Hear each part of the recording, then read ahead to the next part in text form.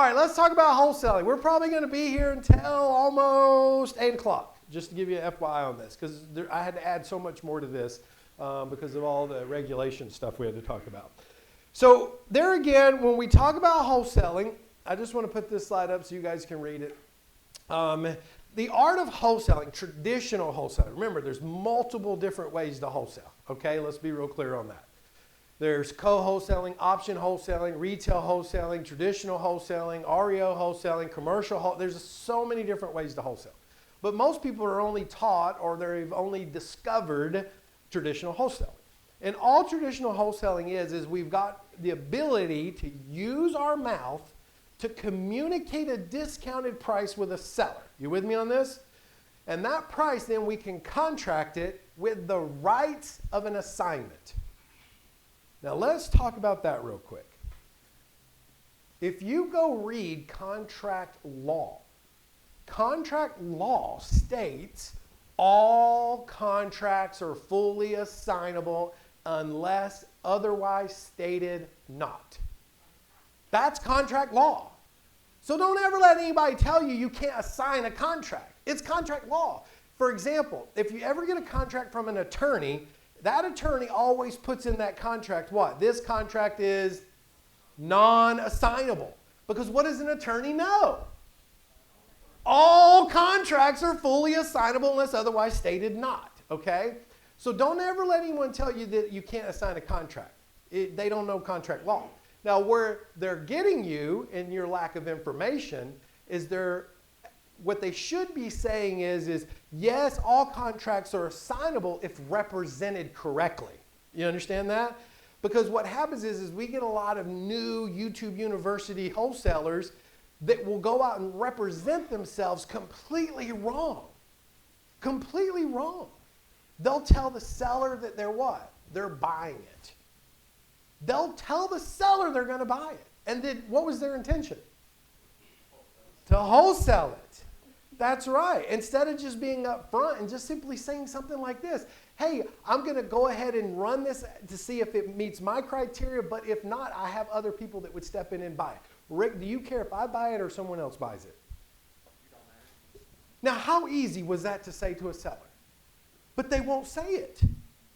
They won't say it. They're like, oh, I'm going to hide. I'm going to put my hood on. I'm going to hide. I don't want them to know I'm hosting. Right? You just got to be upfront about it. It's all about intention. So people say, well, how do you get in trouble with the courts? Goodness gracious, the last place you want to go is in front of the court. Because here's why. The judge is going to look at it from one point of view. You know what that is? Say it again, Ruby. Intention. They're going to look at it from intention. Was your intention true or false? And you say, well, no, my intention was to buy it. Okay, show me bank accounts where you have the money.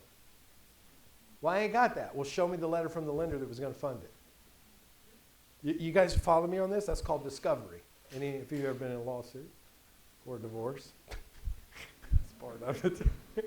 So it's called discovery. They're going to go back and look. Show me an email chain where you were getting the funding at, right? So it's all about intention. So that's what we have to get clear on. And that's what Alabama passed 203. It wasn't like some of the other states where you could actually go get a $25,000 fine for just the wrong intention, things of that. Well, actually, Scott could tell you a little bit more, but they are starting to put, what's it, 3 times? 3 times. So if you had a $20,000 assignment fee, they could hit you with a Class C misdemeanor here in Alabama now, and 3 times the assignment fee, so you'd have to pay $60,000. Yep. So you think you might need to learn a little bit more about wholesaling? Yeah, look, things were good with YouTube University for a while. But now it's getting real, right? Yes, Jordan. So that's whatever the intent was to make, right? So let's say you were going to, I'm going to make $50,000 assignment fee. You don't want that, Bill. So just know that. So let me walk you through traditional wholesaling. So this is the seller. We have a seller. I'm going to talk to you guys about where we get these sellers, what we look for, what's the pain we're trying to identify. But once we get a happy seller in place, we're going to put a purchase and sales agreement, hear me when I say this, with the special clauses. Now, even though we know all contracts are assignable unless otherwise stated not, what do we always want to overdo? Disclose. right? We want to over-disclose. And I promise you, if you over-disclose, guess how many attorneys are going to be happy to work with you? All of them. That's right. All of them. Because attorney's job is to what? Mitigate risk. And so that's why they always want you to what? Get an extra document signed. And you're like, man, can we just close the deal? Well, no. We got to over-disclose a lot of times, especially when there's a gray line. You with me? So once that's in place and we've signed that, now do I have equitable interest? I absolutely have equitable interest. That is actually what we're selling.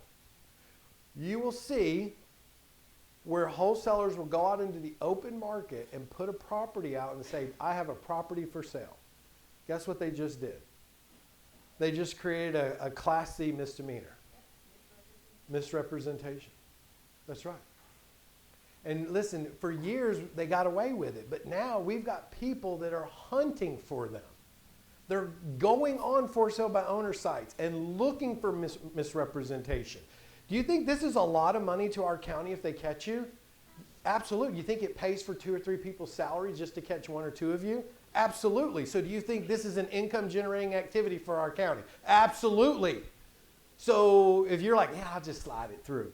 They got people looking for you now. We didn't have that in the past, right? We didn't have that in the past, okay? Now, I'm not trying to scare you because before you leave here today, I'm going to show you how to make it all work. I'm going to show you how to do it the right way, right? So then we go out and find Mr. Investor. Mr. Investor, Mr. Investor, are you looking for houses? Yes, I am. How many buyers are in the room? Just me? That's awesome. Oh. I was like, yeah. I'm a buyer. I'm a buyer. I'm a cash buyer, okay? I'm a cash buyer. And so Mr. Investor steps to the table and says, I'm interested in the deal. So we do what's called an assignment. The whole purpose of the assignment agreement is to assign our interest to the new buyer, and what? It has our payout demands. That is what the assignment is for. It's to transfer the equitable interest with a payout demand. That's the whole reason we need it. How many contracts do you need to wholesale a traditional way? That's it. How many of you can do that? 3 of you. Awesome.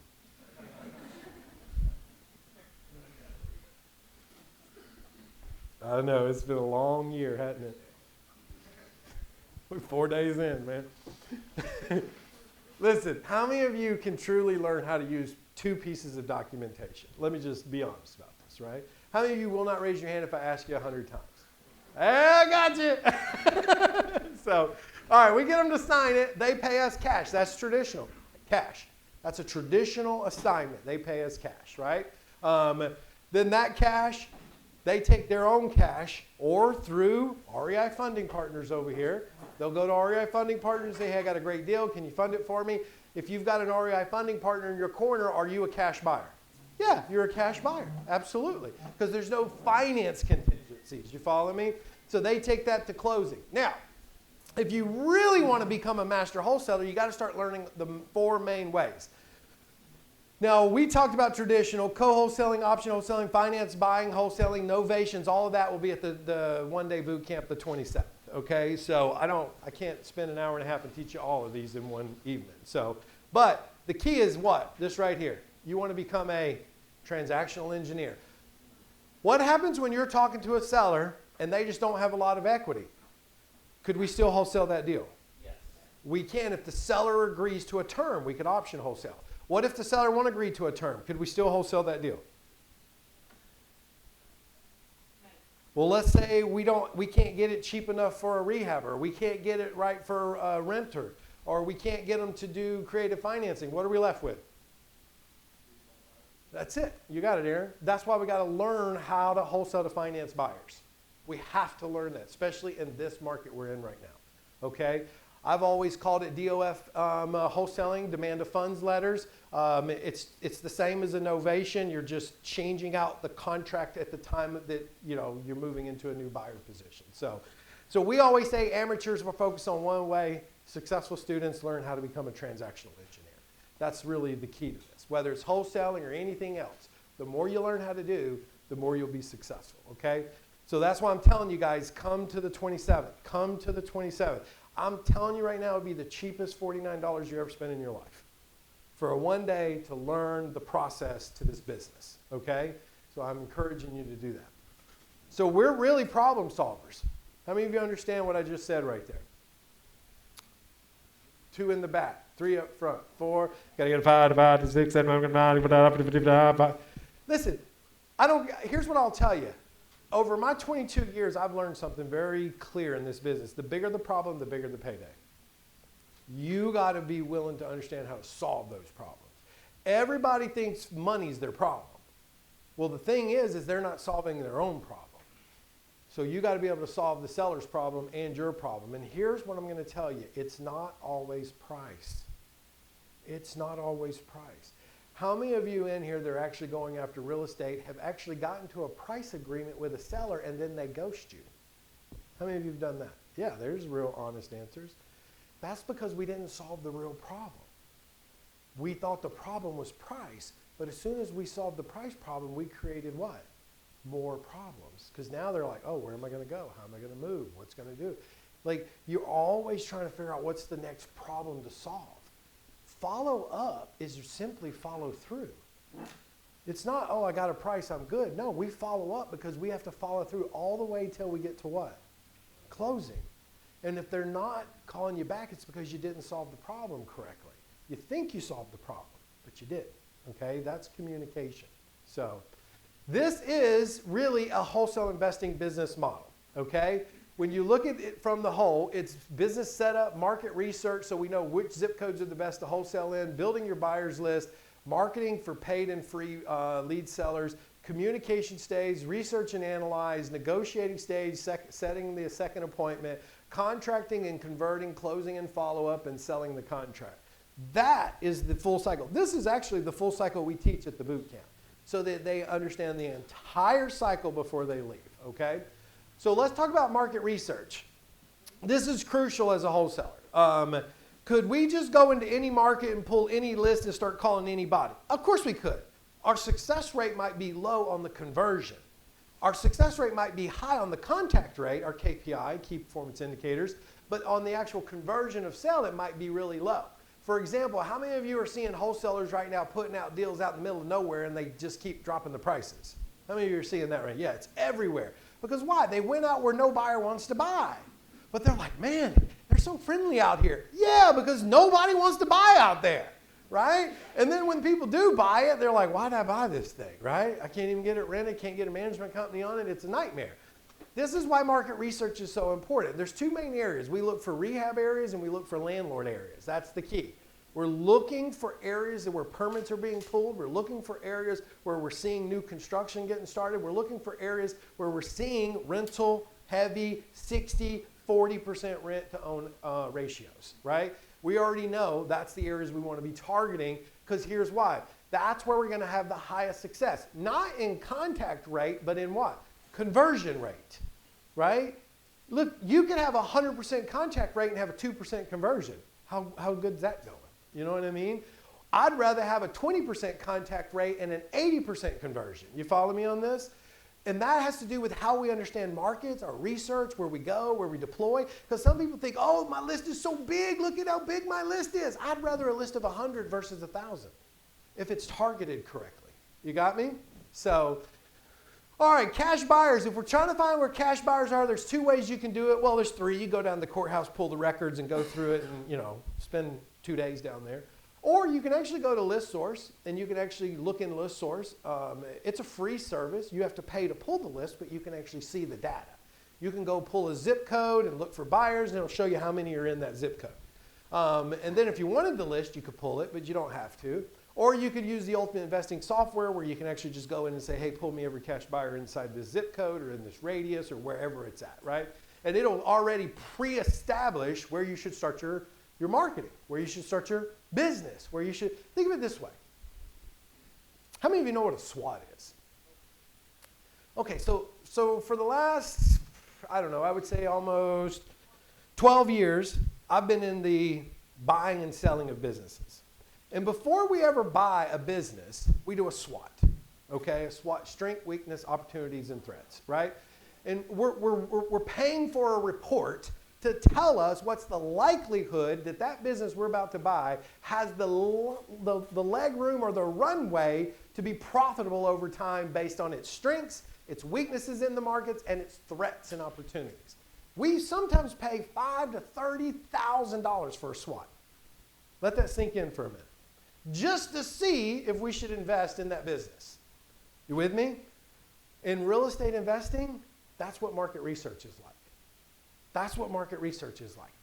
Before we get all gung-ho and run out and start doing everything, we're doing our research to determine where's the best opportunities with the least amount of threats and risk so that I can have what? A higher chance of a longer runway to be profitable. You guys with me? Or am I talking way over your heads in here? No? I'm getting a lot of rolled back eyes right now. I think some of you thought you were going to come in here and I was going to show you in 3 slides how to go make 10 grand in the next 7 days, right? I'm actually trying to teach you how to build a real business from this, okay? You build the business, guess what? You'll make money every single month. You'll make money every single month. But you got to slow down a little bit. You really got to slow down a little bit and just get real focused on the business itself, okay? All right, so why pick other markets? Well, it's pretty simple. You create more market share in your business, multiple streams of income, fast way to scale, more chance to find deals. Your market is getting overcrowded, which we see that all the time.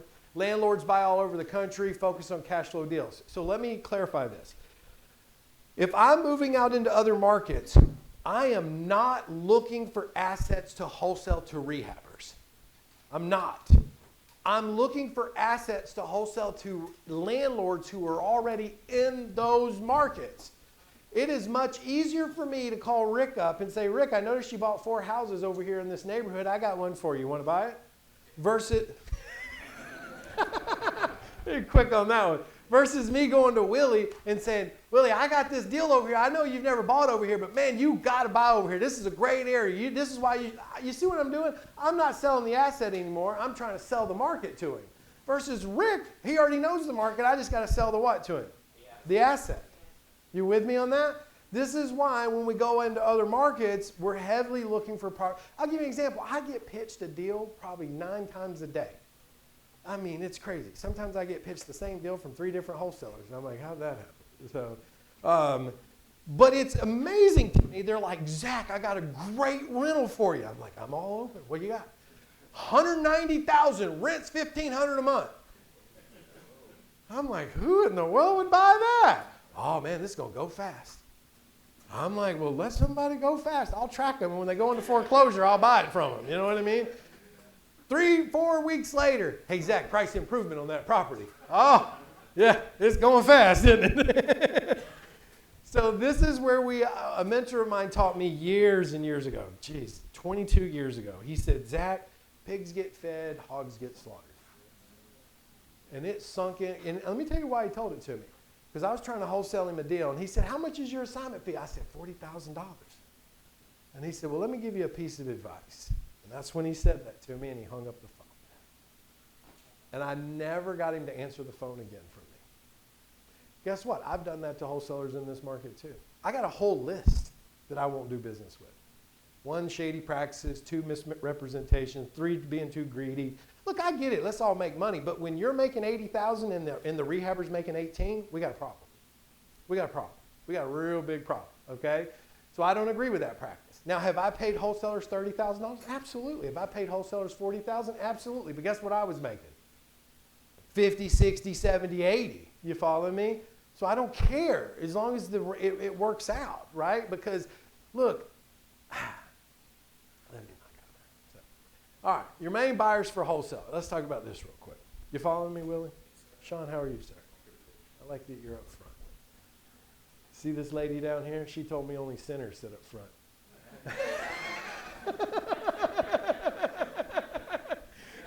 Not you, the lady next to you. She's looking at me like, I didn't say that. That's an inside joke, though. I'll never forget it. You know, I tell people that all the time. I'm like, I had a lady show up at my event and told me she wouldn't sit up front, and then she finally sat up front. So, all right, here's your 4 categories: cash buyers, finance buyers, tenant buyers, and seller finance buyers, okay? If you're only working with cash buyers, you're missing the boat, guys. You're missing the boat. You're missing the boat. You're missing the boat. You're missing the boat. Do you know how many times I've got on the phone with a wholesaler And I've literally had to re-educate the wholesaler on how to wholesale a deal to me and let me get financing, and I would pay them more of an assignment fee if they would let me do that. And they're like, okay, how do we do this? I'm like, let me show you. Right? And so then they're calling me, hey, can we do that again? Yeah, what's your assignment? 15. All right, I'll pay you 20. Here's why, because I'm able to finance their assignment fee. Do you understand? Like, I ain't got to come out of pocket. Now, how many of you understand when we buy rentals, the most important number is what? Cash on cash return. So the more money I got out of pocket, the less that investment is what? Good to me. So if I can teach that wholesaler how to do finance buying and how to structure the deal with me the way I need to structure it, I finance their assignment fee, which means how much do I got out of pocket? Very little, which turns that investment into what? A 20, 30, 40% cash on cash return for me. Where's those returns in your book right now? Listen, it's not that you can't do it. It's that you don't have what yet? Specialized knowledge. That's right. And I didn't get it overnight. I've been doing this 22 years, guys. That's what I love about this club. I love January. We get all the new people coming. Come on with it. We'll see where they are in February. So anyways, cash buyers, we all know. I'm not going to bore you to death. You go down to Barnes & Noble's, buy a book on that. Finance buyers is the way to figure it out. Like, this is the way to figure it out. You start learning how to move contracts and paperwork. Look, I'm going to tell you right now, the art of real estate investing comes down to a couple of things. Number one is your ability to raise money to scale. And number two is your ability to move that money around to make better transactions. That's the key. I got one right now. I'm not going to talk about it right now, but I'll talk about it probably in a month or two. It was a $2.4 million deal. I negotiated down to 1.5. And you should see the artwork I've had to do to move money around, structure lenders, change different programs, get the seller to separate properties and change parcels to get this deal to where when I'm done, I will literally have a 48% cash on cash return on this deal. Right? That was 10 months of negotiating though. This is not get rich overnight. You understand? This is learn the skill sets to use your mouth and have the knowledge on how things work, right? Tenant buyers, man, you can wholesale an option to a tenant buyer in a heartbeat. Boom. You just get out of the way, make the fee, and move on, right? And then seller financed buyers. This is a great way to bring a wholesale deal together, okay? Getting your buyer leads. Here's something I want to talk about. Most of you think you got to have this massive buyers list. Actually, you don't. You need maybe 10, maybe 20, depends on the quality of the buyer. But literally for most of you, if you had one or two good buyers that could buy deal after deal after deal after deal, that's all you need when you're getting started. Now, when you start getting to the point where you're going to start spending $10,000, $20,000, $30,000 a month in marketing, yeah, you're going to need a much bigger buyers list, okay? But when you're first starting out and you're just trying to do one deal a month just to get started and then maybe 2 deals a month, you don't need a massive buyers list. You just need a heavily liquidable buyer. You need a buyer who's got liquidity. That's what you need, and it's got relationships. Because we use what's known as a BRRRR strategy. So, what was your name again, man? Hold on. Aking Cheye. I got it. Aking Cheye. You bring me a deal, I'm going to come in and pay cash for it right away, just to get it closed. Because why? I'm going to turn around and then I'm going to go to a bank and refinance, get my money back. So that when you bring me another one next week, I can buy it. Well, maybe not next week, but you know the point, right? So that's the type of buyer as a wholesaler you're really trying to find, is somebody that has liquidity that can buy and has a relationship with banks to get that money back so you can bring them another deal. Aking Cheye. Yeah, I got that. That's great. So the 2 questions are this, but shouldn't we try to have as many buyers as possible? Shouldn't we market all our deals to everyone? Man, that's kind of a yes and no at the same time. And let me explain something. Depends on the buyer you work with. We always, and we talk heavily about this at the boot camp. We have our A, B, and C buyer pools.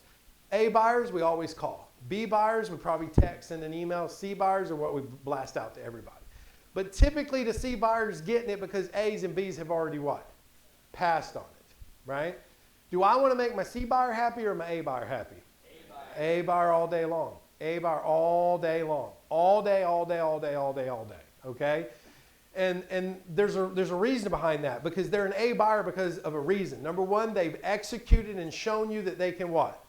Close.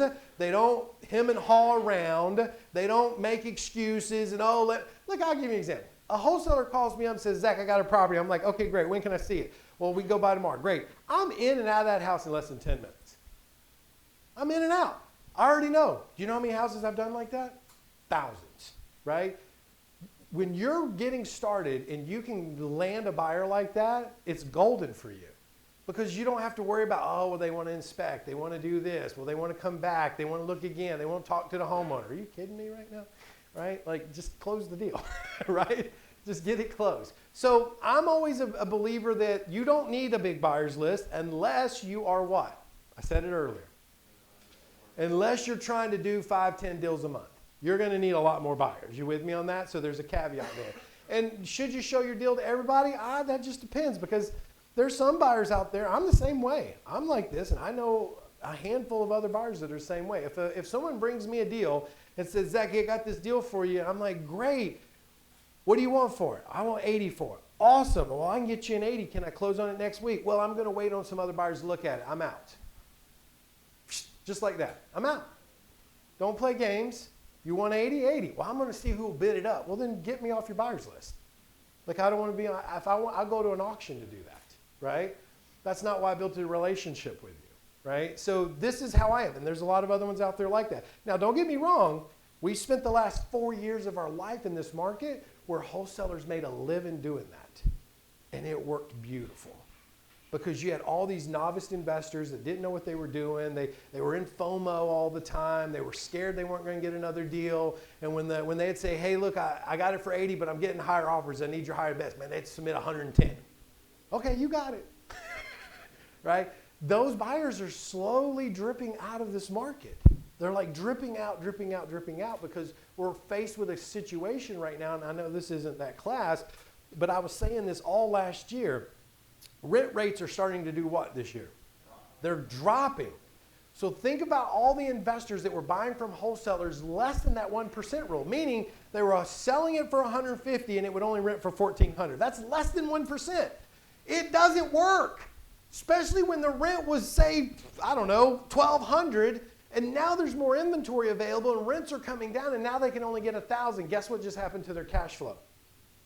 There is none. There is none. It's negative. It's negative. So here comes the foreclosures. 1.6 million defaults have been filed already. Right? Here comes the defaults. It's inevitable. I've been saying this for 2 years. How many of you heard me talking about this last year? I said, here's what's going to happen. Now we're in it. We're in it right now. Okay? Guys, I'm not up here just talking so that I'm ahead talking. I mean, I spend hours and weeks of studying and tracking this stuff, right? It's inevitable. That's why those buyers aren't out there buying right now, because why? They just got burnt majorly. And so they're trying to figure out how to get out of this negative producing asset right now. Trust me, I get them. We get emails all the time.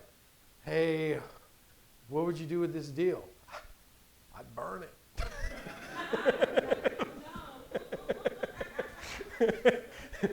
Hope you got good insurance. So, listen, I tell all my students all the time, I say, look, it's easier for me to keep you out of a bad deal than to get you out of a bad deal, right? It's usually when they come to me after they've already what? Acquired the deal, and they're like, what did I do? Well, who told you it was a deal? Well, the wholesaler told me. Who did the research? Here's what I always tell everybody. Let me stop. I'm going to keep going. I love this business. It's such a fun business. I love everybody in it. I'm just very, I'm leery to trust someone who's trying to sell me an asset and they're making a profit on it, right? It's like, yeah, sure, it's a great asset. You're making money on it. Yeah, that's like what the beautiful thing about the state of Alabama. We're a buyer beware state, which means the seller can sell you anything and not tell you anything, right? That's our state. Right? That's our state. So what are we looking for? Here's what we're looking for. We're looking for motivated sellers. That's what we're looking for. But how do we know we have a motivated seller? How do we know? Say it again. Problems. So many times I hear people trying to get a seller to negotiate a deal, and I'm like, okay, that sounds great. What's the problem you're solving? Well, they want 120 and I can only give them 90. No, what's the problem? Well, they want 120 and I can only give them 90. No, what's the problem? You hear where I'm going with this? They never found the problem. They made price the problem. Price isn't the problem. The problem is what is the one, why are they stuck at 120? What's 120 solving for them? Let's figure that out and figure out can we restructure it and move it a different way. This is communication, all right? We look for distressed properties. We look for burned out investors. Boy, Q3 is going to be a windfall of burned out investors, man. I'm excited. I got a list of people that bought properties less than a 1% rent ratio. I'm waiting. It's going to be. Look, banks are even talking about how ugly it's going to get. It is, especially all these apartment complexes. How many of you track apartments right now? They look, 3 and 5 year notes coming due. They can't even get them refinanced right now. Banks want 60% instead of 75%. They're having to come to the table with millions of dollars just to restructure the loan, and they don't have it. What do you think is going to happen? And we can wholesale it. Hey, you guys ready for this? We can wholesale any asset out there outside of a single-family resident and not worry about any of the regulation. Yep. Sure enough. Outside of a single-family residence. So if it's a trailer, commercial, land, we ain't got to worry about any of the regulations. Anyways, I got those slides coming up here in a minute. So I got it. Trust me, if it wasn't for Scott and Jacob's title, like keeping me informed with all this stuff all the time, this is why you got to have a power team. You understand? This is why you got to have a power team. I'm only one person. People say, man, you're smart. No, I got a lot of people smart around me. I just know how to find smart people, you know, and then I latch onto them. I'm riding or dying with you. So, and I need an investor-friendly agent. It's so crucial I have an investor-friendly agent. Investor-friendly agent is what I need. And I need wholesale partners. So, okay, thank you. And I need wholesale partners. Why do I need wholesale partners? Because there's so much collaboration that goes on in wholesaling to wholesaling, not broker chains. I'm just saying when you get, let's say me and Ryan are running tight together, okay? And Ryan says, hey, I got this deal, Zach, but I don't have a buyer. Well, Ryan, here, I got a buyer for you. Go get that deal closed. If you want to kick me back something, kick me back something. Now I come to Ryan, hey, I got this deal. I can't find a buyer. And then Ryan says, here, man, here's a buyer. That's understanding building relationship capital. Write that down. Relationship capital. Not, what do I win out of this? Pay me right now. That's called greed, right? Like, I don't care about long-term relationship with you guys. I just want to know how I'm going to get paid right now. I built a career on relationship capital. Do you know how much I've done for free? I still do it to this day. How many of you know how many things we do for free around here? We got coffee meetings for free. We got property walks that are free. We got beginner classes that are free. Our monthly meetings are free. I could go down the list. Like, it's all free. All you got to do is what? Show up. That's all you got to do. But you know how many people won't do that? They just won't do it. Everybody says they want to change their life until they get punched in the face. I don't think I said that right, but it's something like that.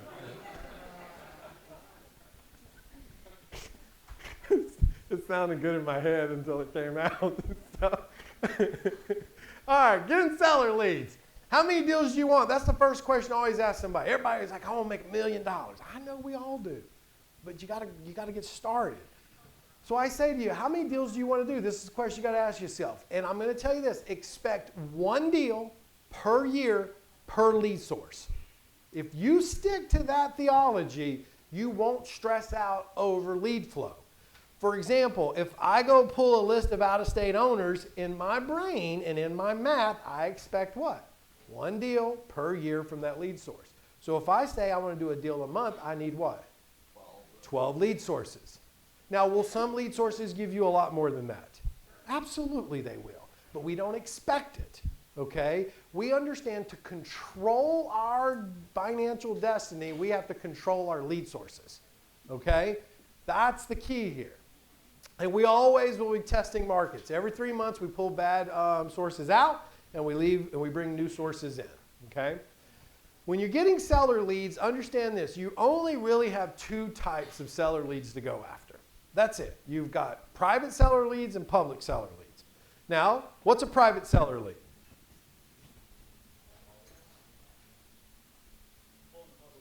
Yeah, thank you, Sean. It's pulling a public list and going directly to the seller. A public seller would be what? Somebody that's on the MLS. Everybody gets to see it. Everybody's making an offer on it. I don't work with those. I just don't. I haven't bought a house off MLS in probably 2.5, maybe even 3 years. Now, I've bought pocket listings, and I've already made my offer and secured the deal, and then it went on the market for one day. But if it's on the MLS, I just don't even entertain it. I just really don't. Because what do I know in our market what's going on when something hits the market? It looks real good when it's a $140,000 house. I want on that. But by the time I get to my phone, how many offers have already been made on it? Right? Like it's already got 15, 20 offers on it, and you're like, well, that was a waste, right? So we just don't do it. So we typically play in this, especially as a wholesaler, you're really working with private sellers. And in that case, you really only have two. You got free leads and paid leads. Now hear me on this one. Are paid leads really good to go after? Of course, we can control it. But when you're learning the business and you haven't even learned how to communicate or negotiate or how to overcome objections or understand NLP or any of that stuff, why would you go spend money to practice on something and can't convert?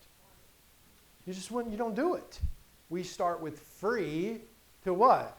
Learn our communication skill set so that we can start converting, so that we can say, hey, I'm getting better on my conversion process. Now let me go start paying for some leads, okay? So communication. Golly, boy, I could spend a whole weekend on communication.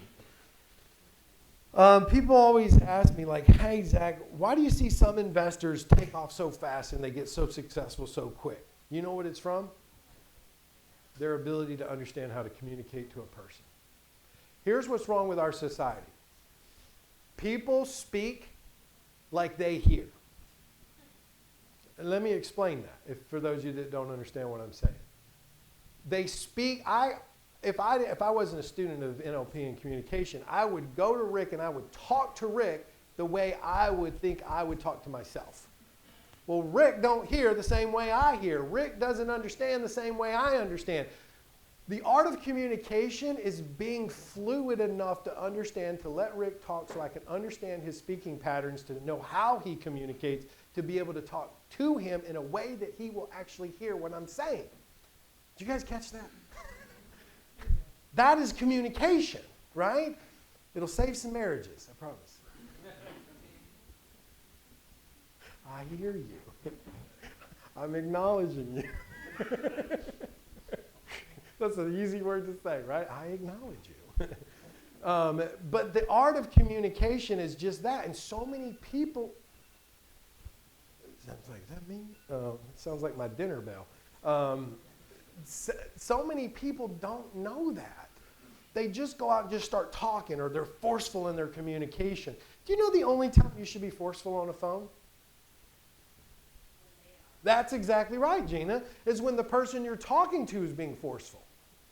When it's called mirroring. When they're not forceful, you don't need to be. But people want to get in a tendency to push because it comes off. They're just trying to get what? Paid. Versus, hey, let's figure out what's the best solution here.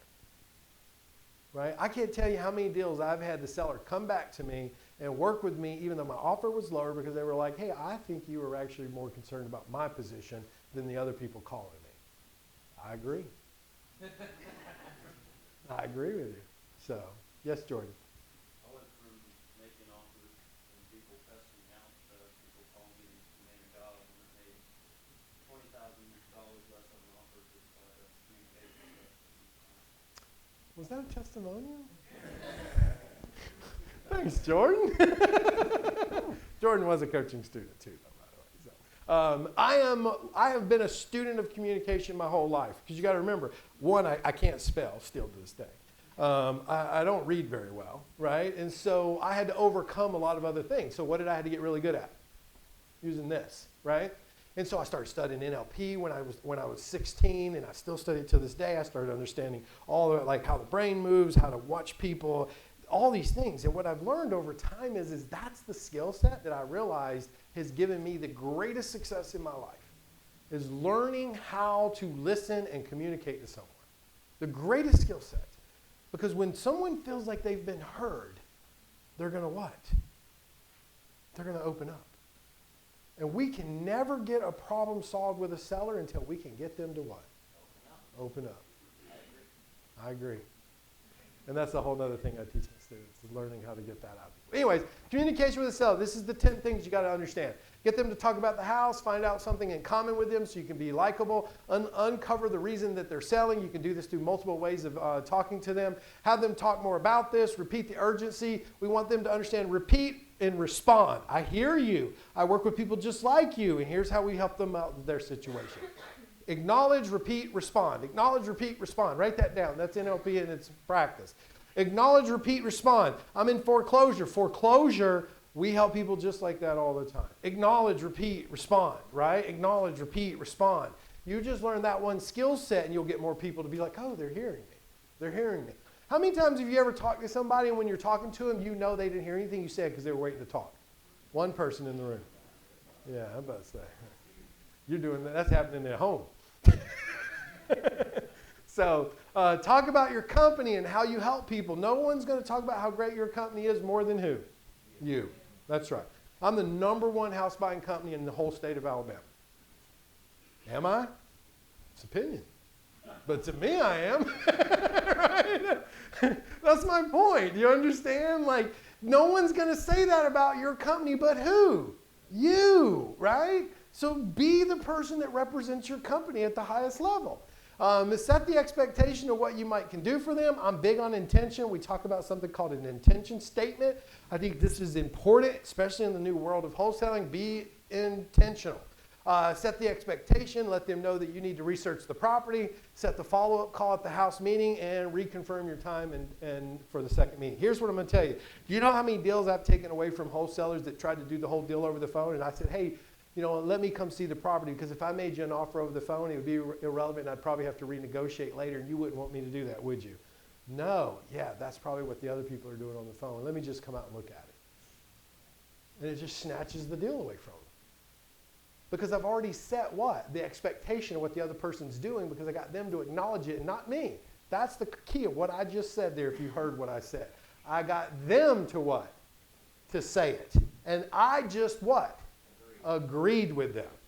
You're absolutely right. I wouldn't trust that, seller. Yeah, you're so smart, seller. That's the art of planting, getting them to say what you need them to say. Communicating with the seller, most important part, find the problem the owner is having with the property or in life. Man, that's a key right there.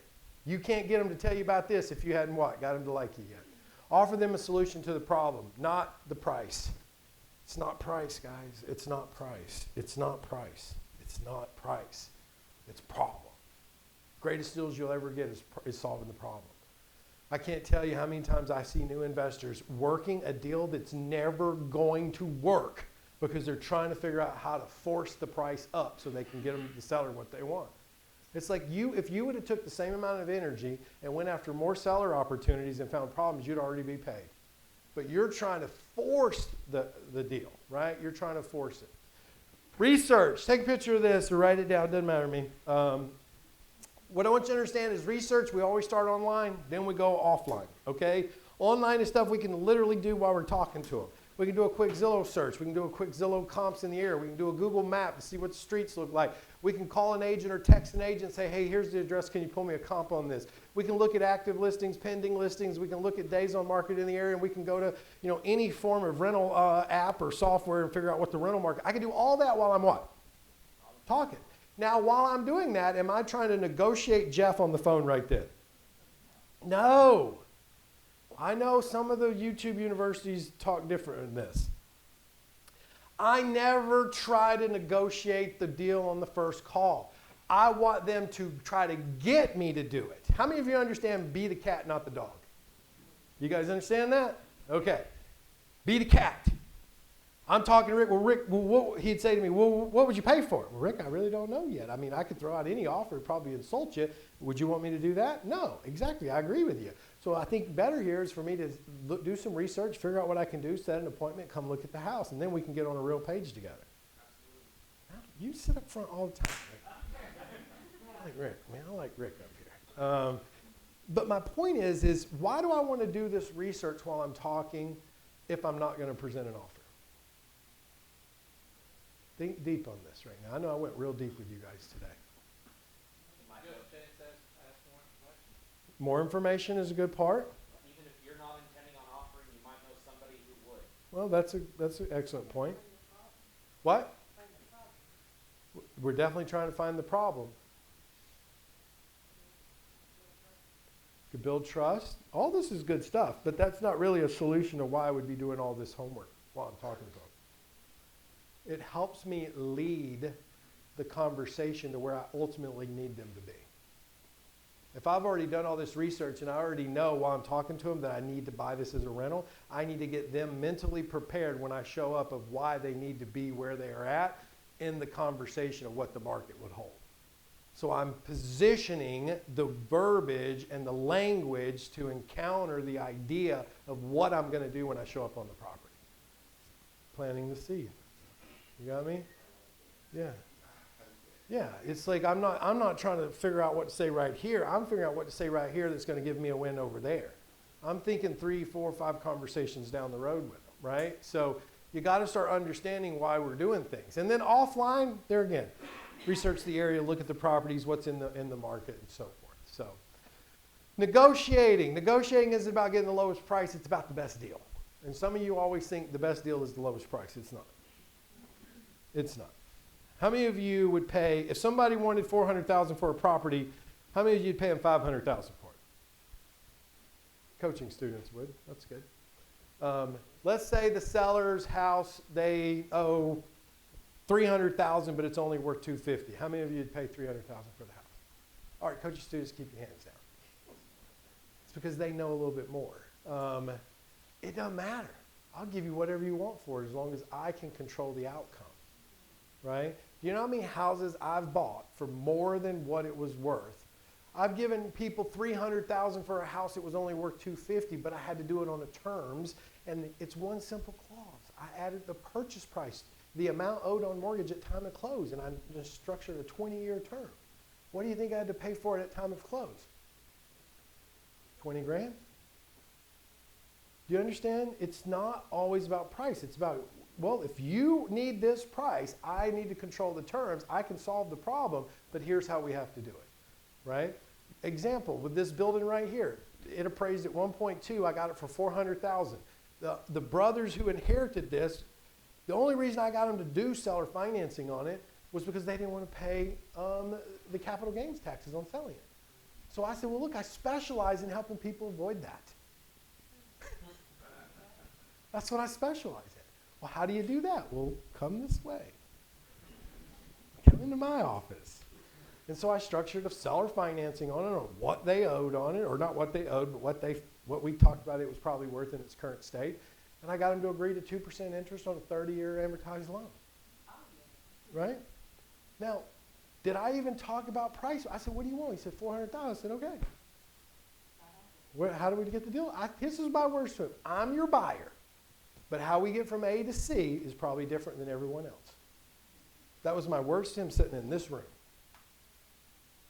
And so I presented him a 3-offer approach. And my third one was the 2%, and he took it. So you don't get if you don't ask, and you don't know if you don't learn. Okay? So negotiating with the seller. They call the seller back after the research. We always say, hey, I talked to my boss. We all got to have a boss. But let me say something to you real quick. If you're the decision maker, guess who's the final answer on every phone call? You. I'm not. Where do you? I just work for the company. I'm a managing member. I'm the managing member of my LLC. What do you? I'm a managing member. I'm not the boss, though, right? So you have a good and bad news. I always tell them I got good and bad news. Well, what's the bad news? Well, I wish I could pay you cash for the house, but I can't.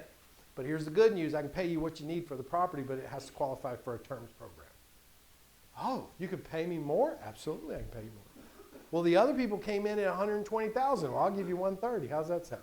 Really? Absolutely. I don't care the price. Let's figure out the terms, right? So communicating with the option is key. You got to understand in the art of acquisitions, direct to sellers, it's all about the communication. It's all about communication. And here's the other reason. Do you know why? Because a lot of times sellers don't even understand why your offer is where it's at. They don't even know the process. They don't know there's closing fees. They don't know there's escrow. They don't know any of these. I went to a seller one time. I agreed to buy his house for $35,000. I showed up at his house, and him and like 4 guys came out. And I was like, well, this is weird. And he's like, you got my money? I was like, what? He's like, you got my money. I was like, you mean on me? And he's like, yeah, you said you were going to come by my house. And I said, no, I said, well, I'd pay you $35. I'll sign a contract. I brought the contract. And you could see they were like coming around. I thought I said, do you really think I'm driving around with $35,000 and I'm going to hand it to you and I'm going to buy your house? I'm like, I had to explain it all to him.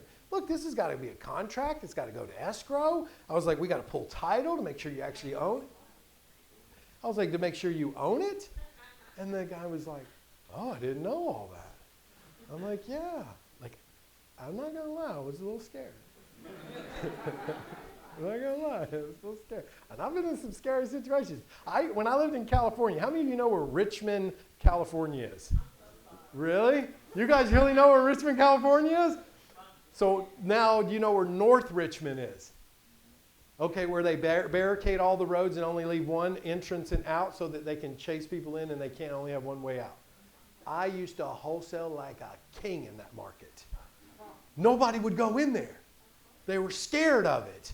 But I had found a builder that was getting city funding to tear down belated houses and build new houses and to sell them on some type of government financing for first-time home buyers. So I was just going in and finding all the deals, and I was wholesaling them to this builder. I made a killing. I did. I had guns pulled on me. I had knives pulled on me. I had it all pulled on me. I was like, man, it was interesting. But I made a lot of money in that area, though. Woo! I don't know. Listen, I remember I was driving down one of the roads, and I saw this guy come running out the house, and I swear it looked like a screwdriver sticking outside of his head. And his wife or his girlfriend or somebody was chasing behind him saying things I can't say here. I was like, yeah, he got caught. Listen, I could go down the list of what I've seen in North Richmond, man. So we always talk about the how do we get the offer accepted. Know what the seller wants. That's key. That is absolute crucial. Knowing what they want, okay? This is what we refer to as the needs, personal, price, etc. What's the need they need? What's the personal situation they're going through? And what's the price that would help them overcome those personal situations, right? I'll give you an example. We got one in North Huntsville right now. The guy wanted $180,000. I said, we were talking. I was like, I understand. Man, I went out there. It's been a long time since I walked in a house and my eyes burned. Like, whew, my eyes burned so bad. And I walked in the front door and I felt so bad I had to like cover up my mouth. And I walked right back out. And he came out there. I said, no, I can't go in there. I said, look, I wish you the best, but I'm not your buyer at 180. I was like, this thing won't even sell for 180 fixed up.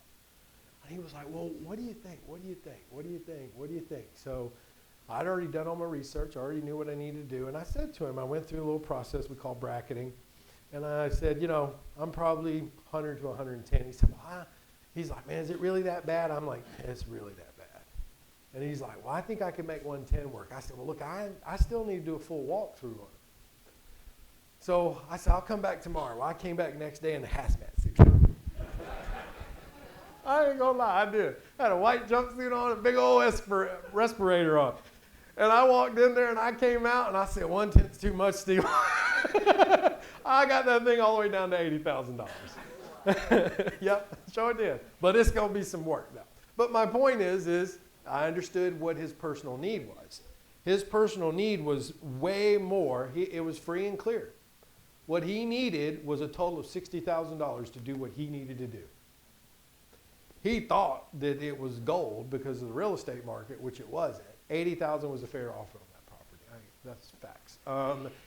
Know your market so that you know what the options are. This is key right here. Can I flip it? Too many people are trying to go into a market, especially as wholesalers, and they're trying to wholesale a deal to an uneducated investor that they can flip it. Well, it's just not in a flip zone. It's a rental zone. And so we see it right now a lot where you got these beautiful fixed up properties that somebody came in and bought and said they were going to rehab it, and it's still sitting. It's a 75-25 ratio from renter to owner. That means out of all the people that buy there, only 25% of them are buyers. The rest are renters. It's not an area to wholesale to a rehabber in. And so what happens is they get stuck in a high interest loan, and now they're forced to what? Rent it and can't even get it to break even, which then becomes a what? Foreclosure. You with me now? You know what I'm talking about. Ain't my first rodeo.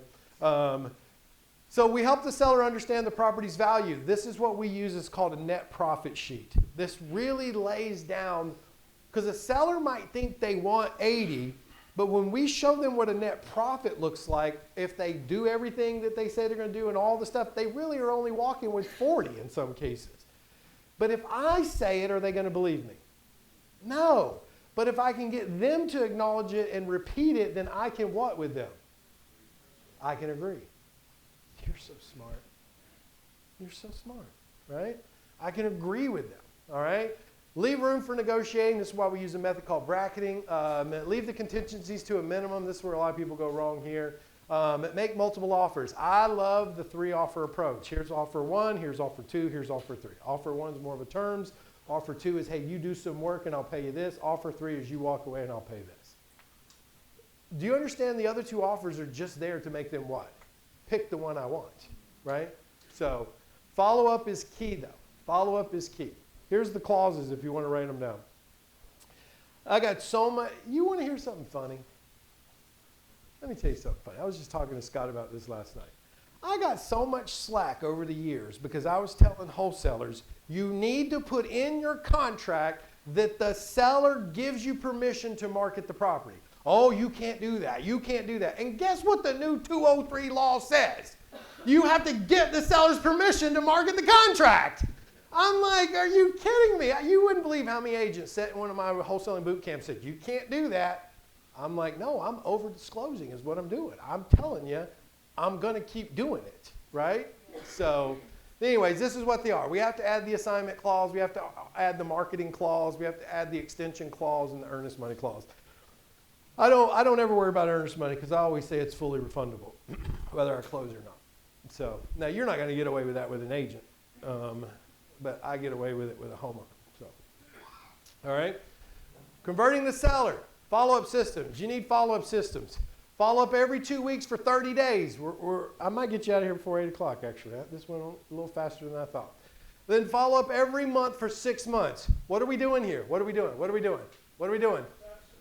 Well, we did that from the first, but what are we doing? Nope, touching, but I set it up here to Willie. I set it right here. I set it right here. I set it right here. What are we doing?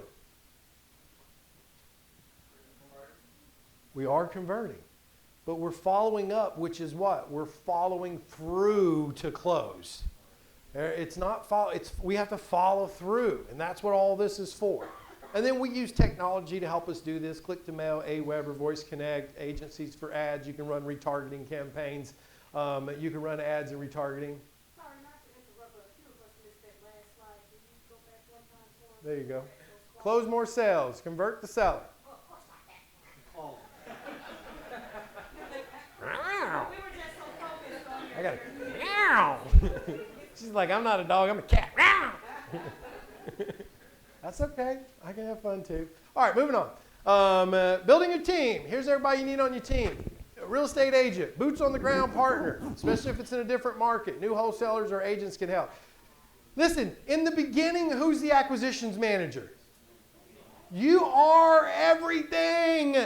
There's no need for you to run out and try to build this massive team in the beginning. You need to learn the processes, the systems, and everything yourself first, right? Yes or yes? Yes. That's right. Why would I need a contractor as a wholesaler?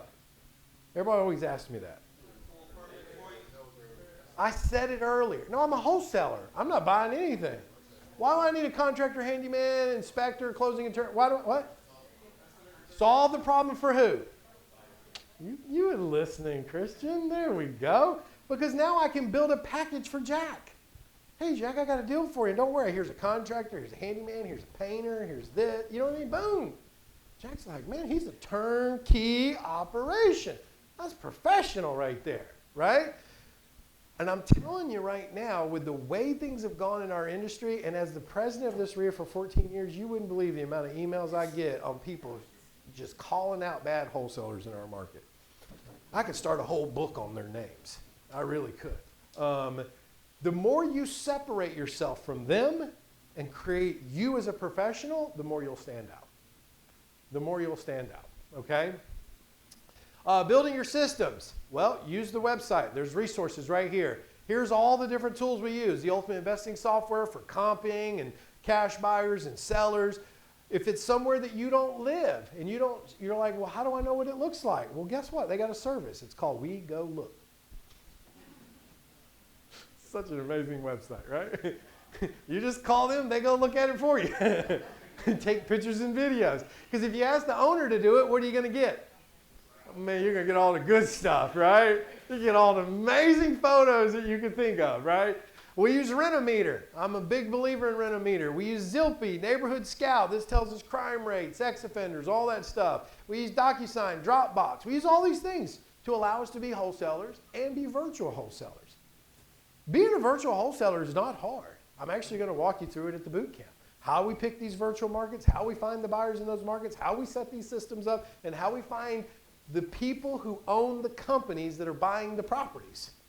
So that we can just, bam, it's all online. We just go in and we just pull it up. Boom, here's who I need to be targeting, okay?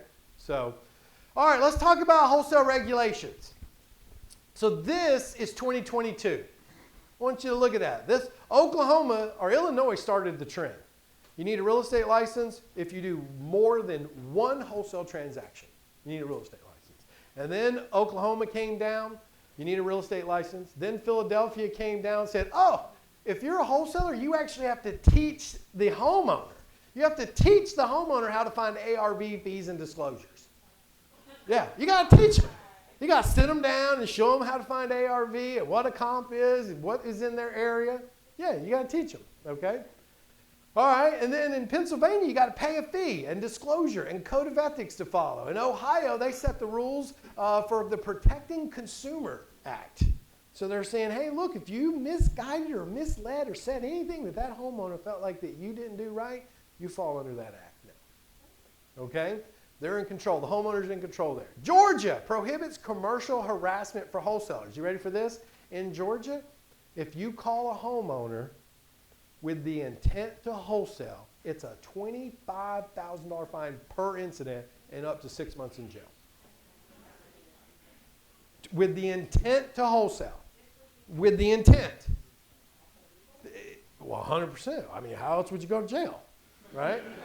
I mean, but I'm just saying that's one occasion. So imagine if you had a dialer and you loaded 1,000 phone numbers in there and you're dialing Birmingham, Alabama, but you didn't realize 50 of them were living in Georgia. You with me on this now? How many of you are catching what I'm putting down? Yeah, right?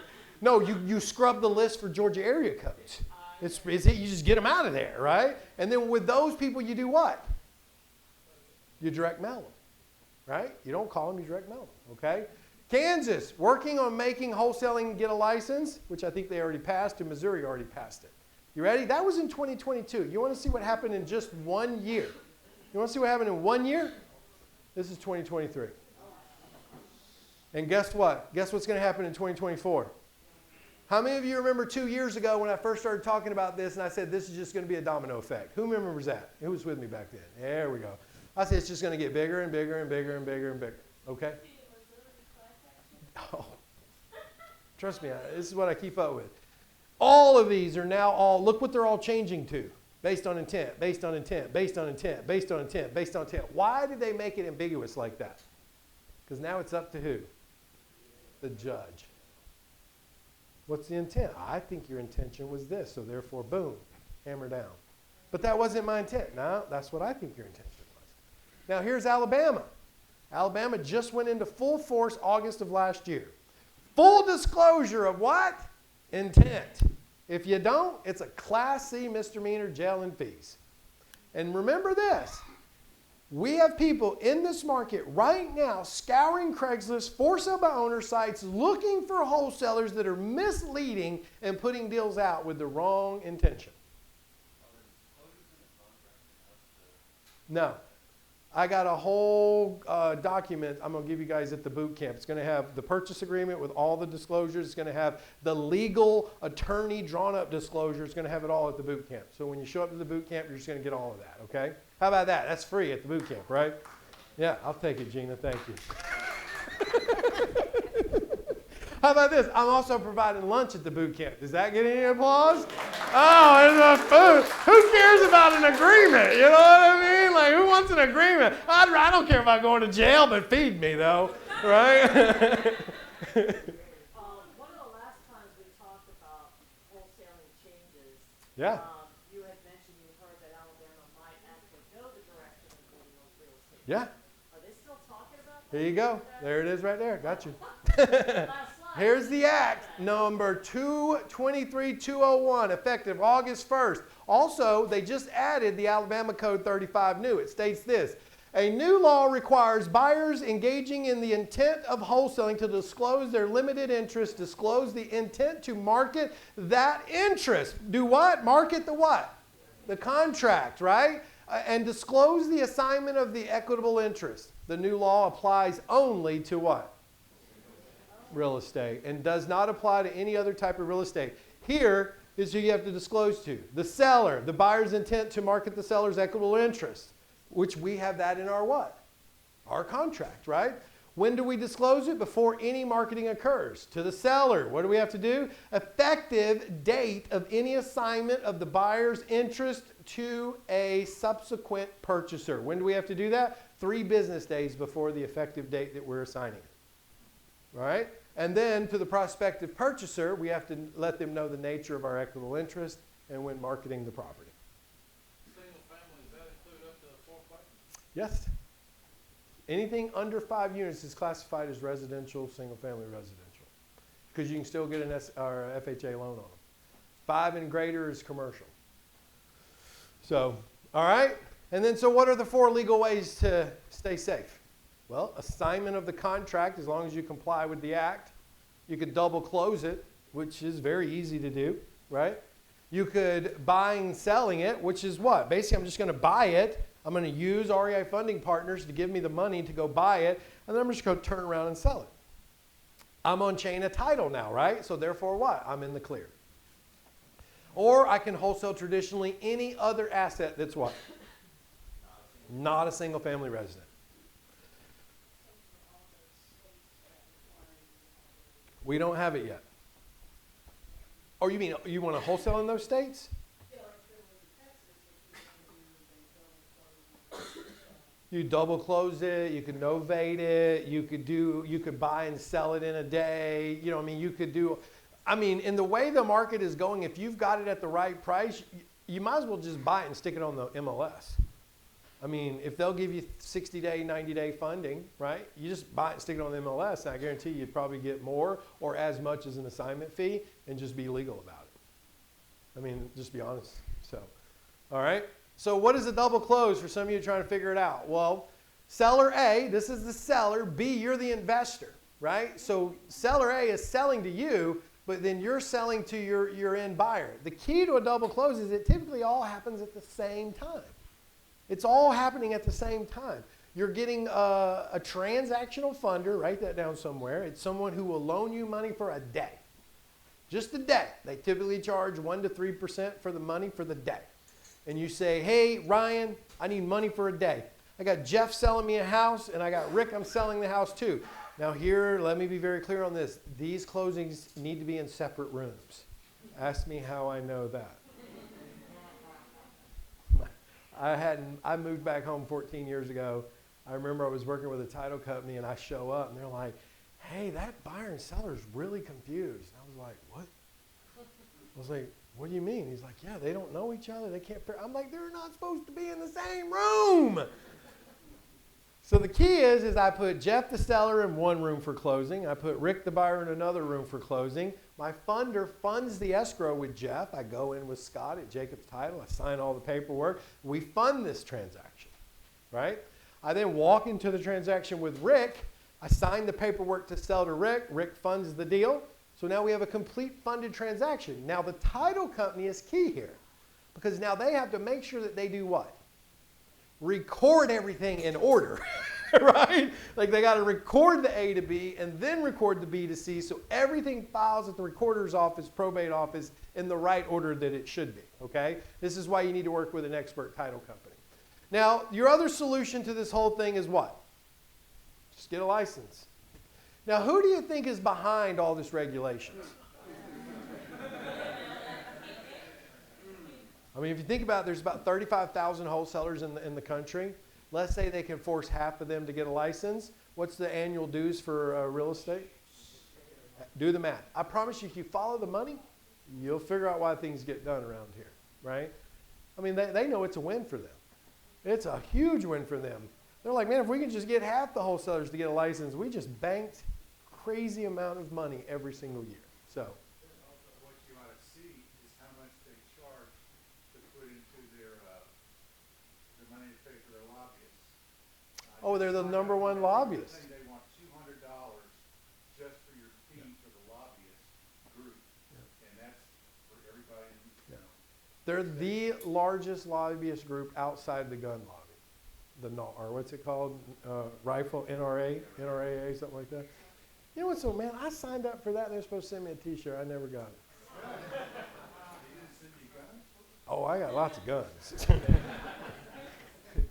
Yeah, and a lot of them I put together myself, so they don't know I have them. So I'm speaking a little too much here. So.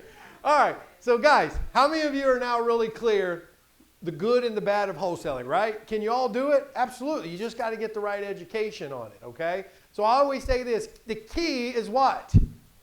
Who knows this? The key is what? Specialized knowledge. Keep educating yourself. You like